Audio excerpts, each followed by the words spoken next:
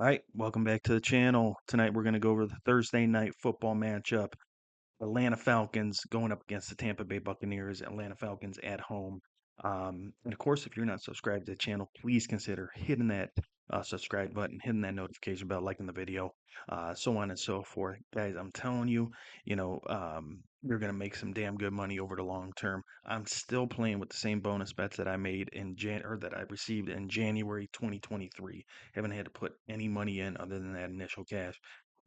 So I know what I'm doing, guys. And listen, I know you if you're listening to these other busters out here, Kyle Kerms and the guy Boston Sports, man, the only ones that I truly respect out here is big dogs.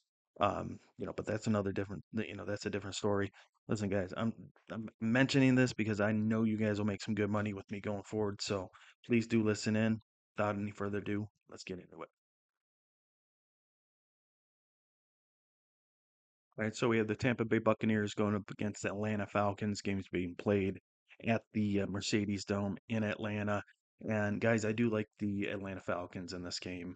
They brought in Kirk Cousins for a reason. They brought him in to win NFC matchups like this. And I think they're going to get it done. Bijan Robinson, I, I got him on my fantasy team. I have been a little bit concerned about him just because he hasn't been as prolific and as dynamic as we'd like to see out of a guy that was as highly touted as he was coming out of Texas. Um, I think they really just need to get him more involved in the offense. They need to make a concerted effort to do so. Um, but I think the first inclination of this offense is to pass the ball. They got weapons like Drake London, Kyle Pitts, who is I don't know what that guy's doing, honestly. Oh, it's either him or it's the coaching staff there in Atlanta that's just not getting him the ball.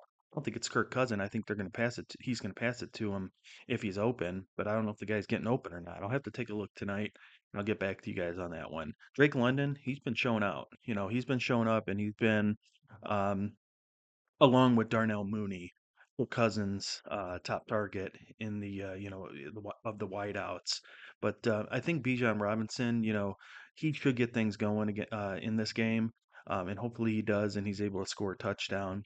And I just like Atlanta. They got a good defense. I'll tell you what, looking at this Tampa Bay Buccaneers team, they're off to a 3-1 start.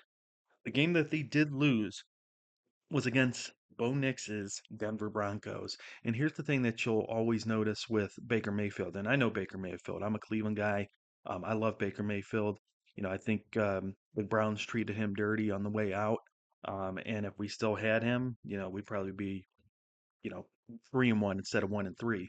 But the point I'm trying to make is that knowing Baker Mayfield, I know that when he does struggle, it's when he's going up against good pass defenses. Now, Atlanta has been probably top third against the pass in the NFL this year. Of course, we're talking about 4 games, but it's the Atlanta when you're looking at their defense, which is right around the middle of the pack this year. Um, they've struggled more in the run. They've been better at protecting the pass. So that's when Baker struggles, when he's going up against good pass defenses. Makes pretty good sense. So, and he's going up against it, I think, at least in terms of it being a top third passing defense in the NFL. And then their run really hasn't been able to get going with Rashad White and then Bucky Irving, and Bucky Irving has probably looked a little bit more dynamic than Rashad. So with that being said, I like Atlanta. Okay. I think the line has actually moved up to 2.5. It started off at 1.5, or maybe it started off at 2, moved down to 1.5. Now it's up to 2.5. So a lot of people are on this. Okay, guys, I know I use this trick a lot, but I'm going to reach back in there and I'm going to pull it on out. Atlanta Falcons, winning margin 1 to 13 points. You guys got to get hip to this one. I'm telling you, this is how you get value for your money. Okay. If you want to go with the minus 10, minus 115 and take Atlanta 2.5, why not just take them with the winning margin of 1 to 13 points? You think they're going to win by 2 touchdowns? If they're going to win this game, they're probably going to win within that margin, within that threshold of 1 to 13 points. So if you're looking at value, okay, I don't mean to beat the same drum and sound like a broken record here, but I'm trying to provide you guys with bets that will give you the most bang for your buck. Okay, so if you want to do that, take the Atlanta Falcons with a winning margin of 1 to 13 points. You can find that on FanDuel. and you can find that on BetMGM. On BetMGM, it's on the just the first page there, okay, when you go to the bet. For FanDuel, you need to go to the scoring tab and then scroll down, and then it's winning margin four ways. Okay. So Atlanta Falcons, winning margin 1 to 13 points. Or if you want to take the lesser bet, take them on the spread, laying 2.5 points. There you go. All right, that's all I got for you guys. Thanks for showing up.